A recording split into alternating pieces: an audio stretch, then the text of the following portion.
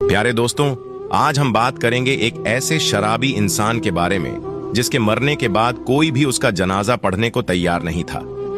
जब उस शख्स का इंतकाल हुआ तो जनाजा सुबह से उसके आंगन में पड़ा हुआ था। पूरे गांव में उसकी मौत की चर्चा हो रही थी, लेकिन कोई भी उसके आखिरी दीदार के लिए उसके घर नहीं आया। यहां तक कि गांव की किसी औरत ने उसकी बीवी से आकर हालचाल भी नहीं पूछा। दिन मुकम्मल गुजर गया और जब जनाजे को कब्रिस्तान ले जाने का वक्त आ गया, तभी एक और अनहोनी हो गई। दोस्तों, आखिर यह सब क्या माजरा था? आइए हम इसी वीडियो में मालूम करते हैं। उससे पहले कमेंट में अल्लाहू अकबर जरूर लिखें। दोस्तों, यह एक जमाने की बात है। किसी गांव में एक शख्स अपने खानदान समेत रहता था।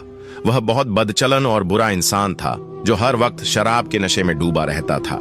गांव का कोई भी शख्स उसे पसंद नहीं करता था। वह मेहनत मजदूरी करके जो कुछ भी कमाता, उसका ज्यादातर हिस्सा शराब पीने में खर्च कर देता। उसकी बीवी और बच्चे मुफलिसी की जिंदगी गुजार रहे थे। वक्त के साथ उसकी सेहत भी खराब होती जा रही थी। गांव वाले उसे इतना नापसंद करते थे कि कोई भी उसे मजदूरी के लिए अपने यहां काम नहीं देता।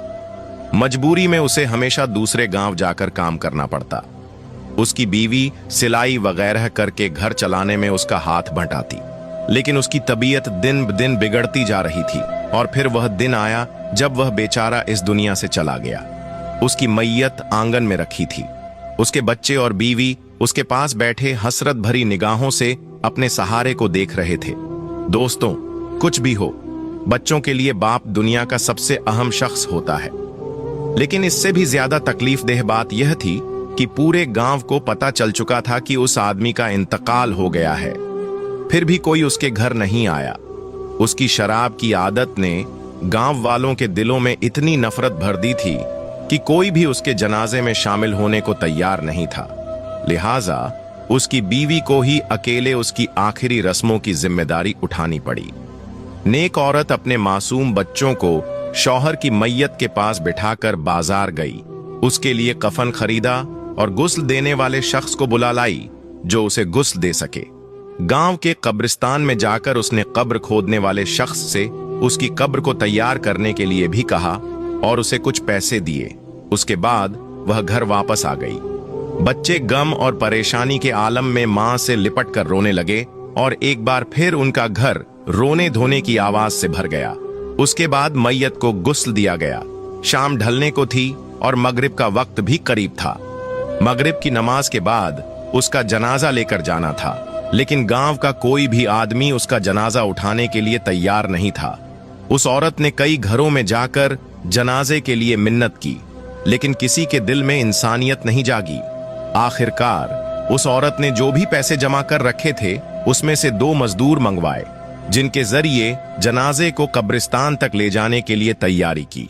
उस तरह उस आदमी का जनाजा कब्रिस्तान पहुंच गया, लेकिन कब्रिस्तान में उस आदमी की मैयत का मंजर रुला देने वाला था। एक अकेली औरत मैयत के पास खड़ी थी, इंतजार कर रही थी कि कौन आएगा और मेरे शौहर का जनाजा पढ़ाए। रात का अंधेरा बढ़ता जा रहा था। कब्रिस्तान के करीब एक पहाड़ी थी जिस पर एक अल्लाह वाले रहते थे। वो अल्लाह के नेक बंदे और वली थे। गांव के सभी लोग उनसे नसीहत लिया करते थे और उन्हें अपना पीर और मुर्शिद मानते थे। वो बुजुर्ग शख्स आज तक उस पहाड़ी से नीचे नहीं उतरे थे, लेकिन आज उन्होंने पहाड़ी के किनारे खड़े होकर कब्रिस्तान में देखा कि वहां एक औरत मैयत के पास खड़ी है, तो तेजी से पहाड़ी से नीचे उतरे। यह एक गैर मामूली बात थी, क्योंकि आज से पहले कभी ऐसा नहीं हुआ था। उनके नीचे आने की खबर पूरे गांव में फैल गई। देखते ही देखते सारा का सारा गांव कब्रिस्तान पहुंच गया। उन्होंने मैयत के पास पहुंचकर उसकी बीवी से कहा, बेटा तुम फिक्र मत करो, उसका जनाजा मैं खुद पढ़ाऊंगा। जैसे ही उन्होंने नमाजे जनाजा पढ़ाने के लिए कहा, गांव के सारे मर्द एक एक करके जनाजे की नमाज पढ़ने के लिए उनके पीछे खड़े हो गए और इस तरह उन्होंने शराबी की नमाजे जनाजा पढ़ाई।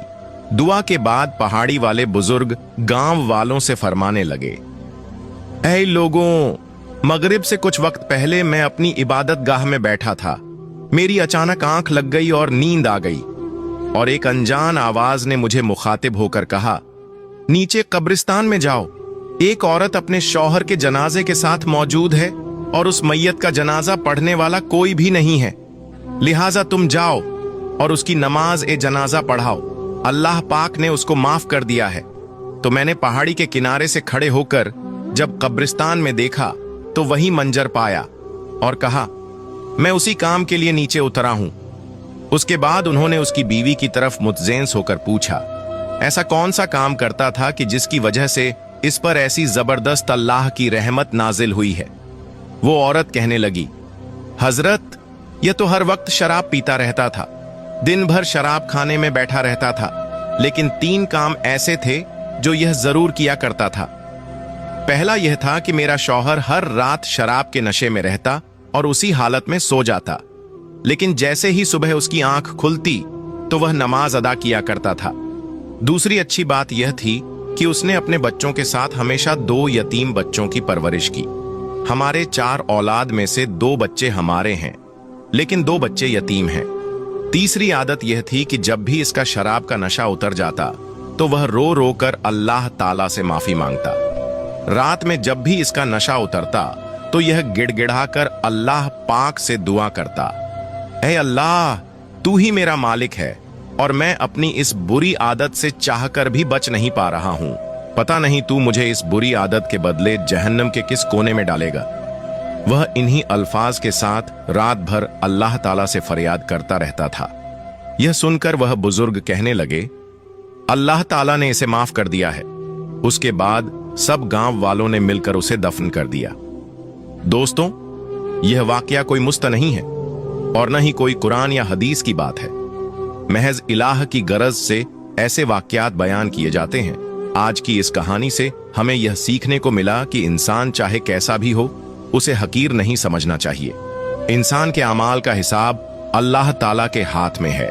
पता नहीं जिसे हम हकीर समझते हैं वह अल्लाह की नजर में हमसे बेहतर हो, क्योंकि अल्लाह नीयत को देखता है।